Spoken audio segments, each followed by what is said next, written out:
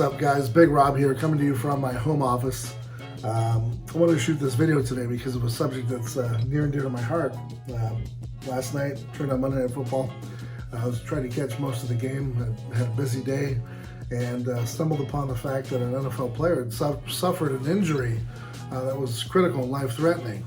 Damar Hamlin suffered a blow to his chest in which, T. Higgins had kind of just thrusted himself into him. The early reports were that he'd suffered a heart attack. I don't know if that's the proper, diagnosis at this point. I think what he may have had, I'm not a doctor, I'm not trying to play one on television, he definitely had a cardiac issue. I believe it's an arrhythmia, in which, his arrhythmia and his sinus was off, and, he sprung back to life. I don't think necessarily he, pardon me, quote unquote, died on the field. I think he had a situation in which, his heart was stuck, maybe kind of in a situation where just wasn't beating properly. And so we call that an arrhythmia. 24 years old, 6 foot tall, about 200 pounds, clearly in the best shape of his adult life. T. Higgins, also around the same age, same height, same weight, give or take a few inches.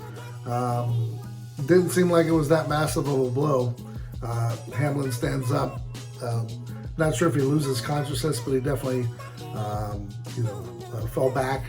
And didn't appear that they administered CPR to him or that they had an AED. I didn't see that they cut his pads off of him. But nonetheless, he was down for a little bit of time. And according to the Buffalo Bills website, they state that his heartbeat was restored, probably to its normal working order, is what I'm assuming, but they didn't expand upon that. Now, what's interesting about this situation, and the reason why I'm making this video, is someone also got into a little bit of trouble for what they said was Skip Bayless. We emphasized where the game not necessarily should have went on, but why didn't it go on? And I wanted to point out a couple things. We have NBA players that have died on the court, where the game has went on from where the injury occurred. We've also had high school athletes who have passed away on the field, and the games have gone on. We've had numerous NBA players, like I said, who collapsed. We've had a situation back in the early 2000s where Xenadrine, and players were taking Xenadrine for the energy effects and collapsed and died on the practice field, and it was just kind of a blurb, and we moved on from it. So I'm not too sure what the setup here is. A lot of conspiracy theorist folks are definitely coming out and saying, what's going on? One way to combat that, and I would say is if I was on the inside looking out, is instead of having a publicist come out, a lot of times in these situations you want to hear from those that are in the medical community who are administering the health care to this individual, Damar Hamlin, and that would be, cardiologists, that could be his doctor, that could be surgeons, that could be, the team that's working on him, to come out and give just a press conference to say, here's what had happened, here's what we did, and here's how he's doing. Other than that, we're just hearing he's in critical condition, and we don't know if the game is ever going to be played. Now, getting into what Skip Bayless talked about. Skip Bayless mentioned in a tweet about 17 hours ago that the NFL is considering postponement of the game, about how this late in the season with this magnitude of crucial to the regular season, the outcome of the game, it seems so irrelevant. He went on to basically say, after he was chastised, that he's definitely praying for Mr. Hamlin and that he hopes for a speedy recovery. So he basically got his hand slapped and, came to his senses. And that's what the second part of this video is for. We are losing the element of being able to critically criticize. And we're losing the ability to function as a society in which we can raise questions, raise doubt, ask questions, okay? And have those questions answered.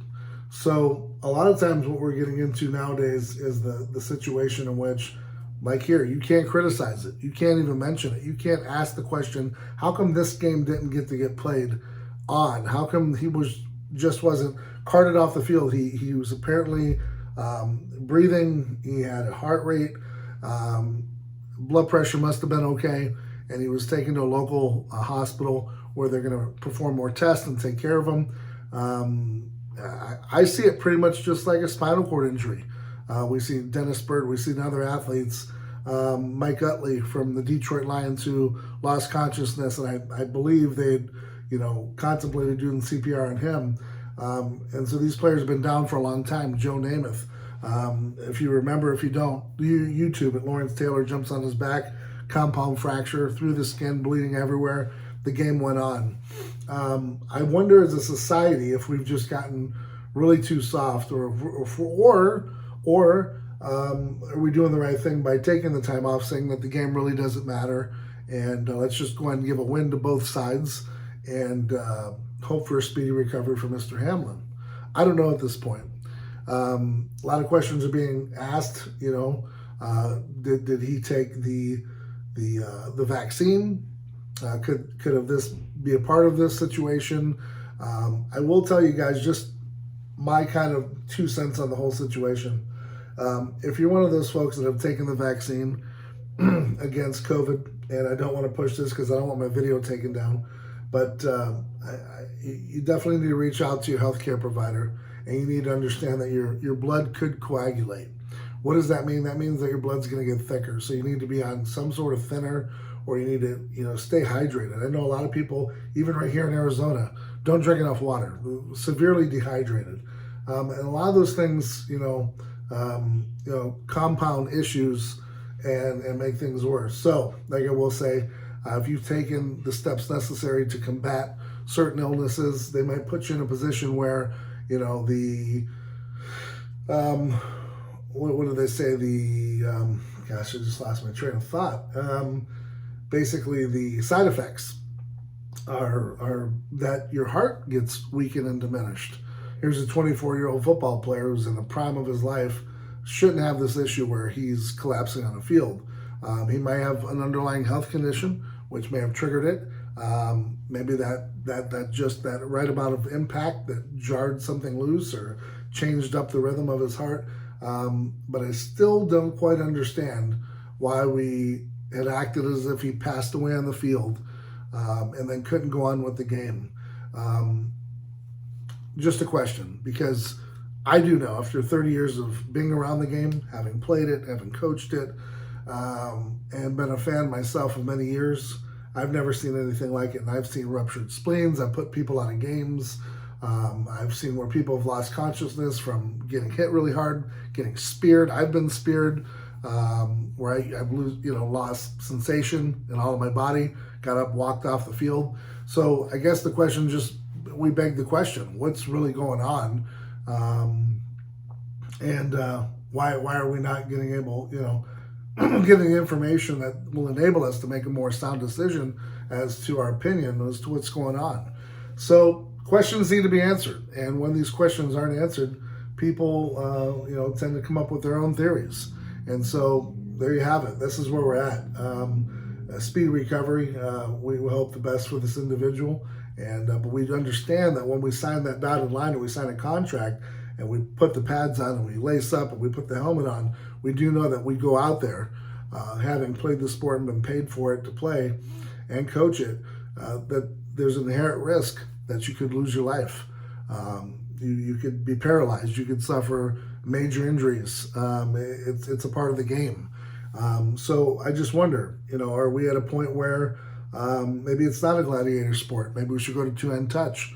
I don't know. I know that the pussification of mankind is on, and I know that we as a society are softer, and I firmly believe that. So with that being said, I'm going to end the video on that note. I appreciate you guys for your support, and don't be afraid to ask these questions. These questions need to be answered, and it just seems really peculiar and very strange as to why they would make such a decision based upon a game of this magnitude. What's behind it? Was there something behind it, or was it just a case where an individual took a hit and it changed his arrhythmia of his heart, and we kind of knee-jerk reactioned it again, canceled the game, and I wonder what Mr. Hamlin would think, and when he wakes up from all this, what do you wish that the game would have went on? Because I know a lot of times when you're injured, you want to see your teammates go on and win for you. You want to see, that revival, that spirit, that brotherhood, that, the game will go on, but we will be playing for you. Case in point, before I leave you, I buried my mother on a Saturday. I was 16, 17 years old, playing high school football. After we laid her to rest, I drove to the west side of the city where we had our game to be played. My jersey was laid out in my locker room, and I played the game of pretty much my lifetime. I put it out there on the day we buried my mom, and that's just how we were raised. That's how things were, man. So when times were tough, we just got together. We said a prayer as a team, went out there, and just put it on the line and dedicated the game to my mom, and that's what we did. So I just wonder, in this situation, why we don't dedicate the game to Mr. Hamlin and keep playing on and show our resolve in that way. Because I just kind of wonder, if I was the player, would I want you to continue playing the game and play it in my honor and get out there and kick some tail? But that's just me. That's how I was raised. That's how our generation is. Maybe things are changing. Maybe things are really just the way they are. There's not a right answer. There's not a wrong answer. You need to have an opinion on this, and it's important. What's the underlying story? What's the reason? We will get to it. We will get to the bottom of it, and in due time. Till then, I hope you're out there staying safe, staying ride or die for yours, and keep getting out there in this new year. Keep doing whatever the fuck it takes to be successful, to reach your goals. And until next time, guys.